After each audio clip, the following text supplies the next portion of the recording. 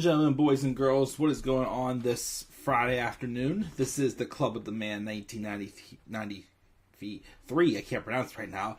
I'm here live to give a very quick live review of this past week's episode of AEW Dynamite.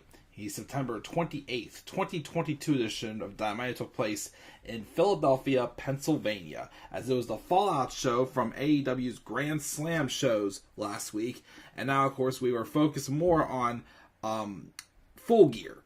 I know there's a couple of matches that are announced for the next coming weeks, especially with the coming up on the 3-year anniversary, I think it was, of the first episode of Dynamite, I believe it was. So we had some bigger matches that are hyped up for the future. We also heard from Saraya. She confirmed for sure on Twitter and on her promo this week that is in fact Saraya, is how you pronounce Paige's wrestling name and her real life name as well. And we had a couple title matches as well. I thought the show was solid. I think the reason why a lot of people, though, weren't as big of fans of it as usual, though, is because, and I've even felt this too, coming to the fact, but AEW has really been given a lot of, like, New Japan and a lot of, like, Ring of Honor championships a lot of attention recently.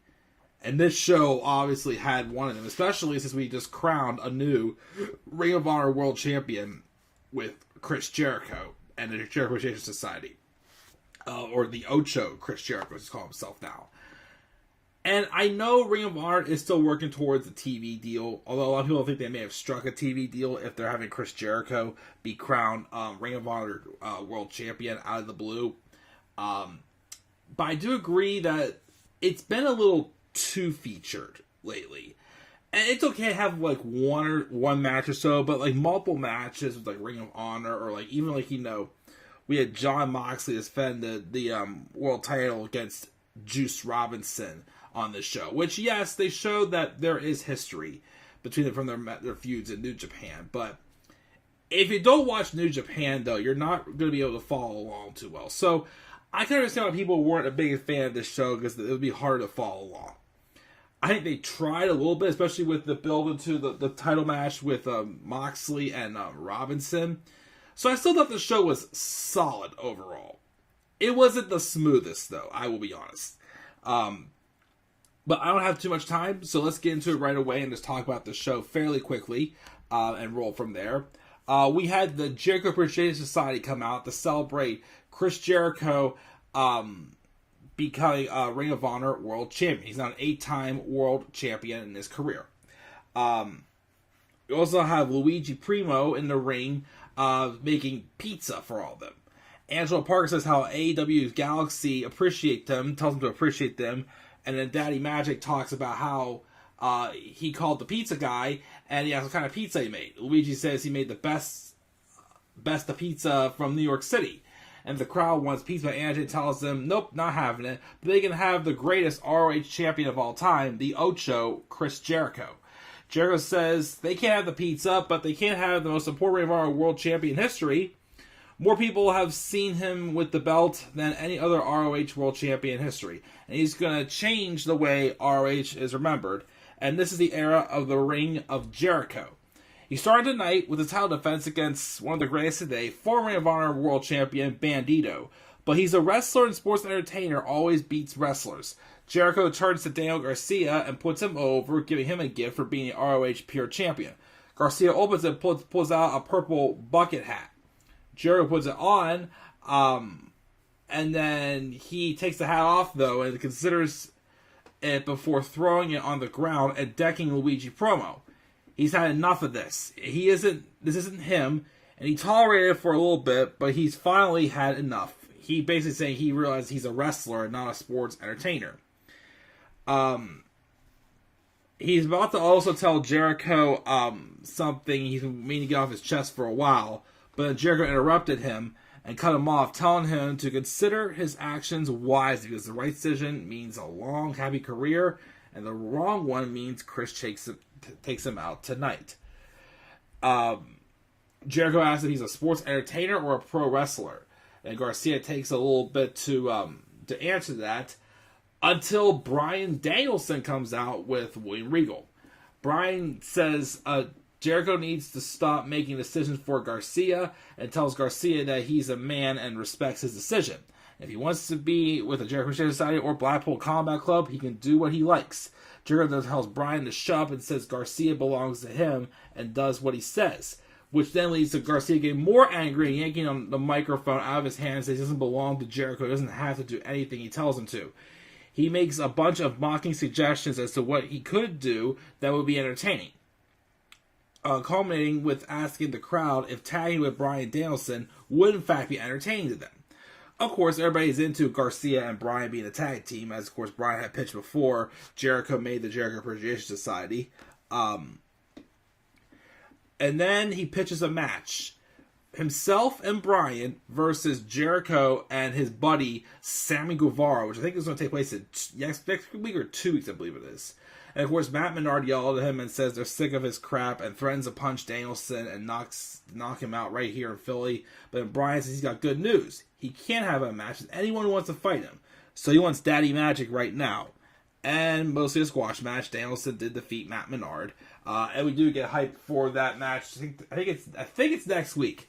We're getting the tag match between Bryan Danielson and Daniel Garcia teaming up against Chris Jericho and Sammy Guevara, which is very fresh. It should be a pretty fun match for sure. You also get a video package hyping up the history between Jon Moxley and Juice Robinson. We then have a video package from MJF, who says how Wheeler Yuta comes charging down and Wheeler Yuta, though, as the video package ends, Wheeler Yuta comes out and calls MJF out, saying they've got a real problem, and it's not the cheap shot from last week, it's that he had the audacity to put his hands on Tony Schiavone, the man who's done more for AEW than Max ever will. He thinks actions should have consequences. And what better punishment than to come down here and fight Wheeler in his own hometown of Philadelphia, Pennsylvania, where Wheeler Yuta is from, though. But don't get too excited, because MJF likes to run and hide behind the inner circle, behind the pinnacle, behind the firm, because this very microphone, behind the microphone as well, because he knows once the bell rings, he can't hang in the ring. So he'll address the crowd on MJF's behalf, running down a short line of cheap heat before calling him down for asking he deserves. MJF comes down and mocks Tony Schiavone, and then he mocks just like he says, he compares him to a fat old prick and a coward, just like everyone in the arena except for Wheeler Yuta, who he gives credit to. They grew up in this sport together, and they've wrestled each other up and down North America, and he can admit Yuta's one of the best in the world. But toe-to-toe on the microphone with Daddy last week was a mistake, and he had to get spanked. So he tells Yuta has about as much charisma as Joe Frazier does today, and Joe Frazier is dead. He then talks trash about the local sports teams, and he makes more money than any in the arena or watching at home. Then Wheeler says he's going to leave Max in a pool of blood on Broad Street. Bad things happen in Philadelphia. Tonight's no exception. And then Wheeler hops out of the ring, but MJF calls out the Ass Boys to come down to save him from the beatdown. And he says he will fight Wheeler next week in D.C. because he refuses to give Philly the benefit of his catchphrase, leaving the Ass Boys to do it for him. So we're getting the match next week between Wheeler Yuta and MJF. Which, this is more of a crowd, like, anywhere in New York, especially on the eastern side of New York, you're not going to get a crowd to boo MJF. People still don't want to boo MJF, but this was, like a chance to kind of get those boos as they were in Wheeler's hometown of Philadelphia. But again, my issue in the face, MJF could be, as much of an asshole as he wants, the crowd's still going to get behind him. They're still going to cheer for him. We also have a promo, Sunday Jay Dutt and his crew kind of promo about how Jay Lethal's going to beat Darby Allin next week. And Darby just needs to remind himself exactly what he's capable of one-on-one, which that match will happen next week as well. Jon Moxley had a solid match with Juice Robinson. He got the win by submission with the crossbar, which then afterwards, Hangman Adam Page comes out to the ring and gets ready to mock his face. They square up. A future match between them, which will be fresh. I don't think we've seen them yet. I look forward to seeing that match. And then, of course, MJF gets back on the microphone and tells them they're fighting to lose, and he might just cash his chip in and become the new AEW World Champion because he's a generational talent. And, of course, Wheeler then slips up behind MJF, and he slowly realizes it, and Wheeler pulls him around and throws him over a couch to beat him up, and he throws him out of the box and into the stands, fighting security off while he throws wild punches. And eventually, they do break them up. We'll see them fight next week.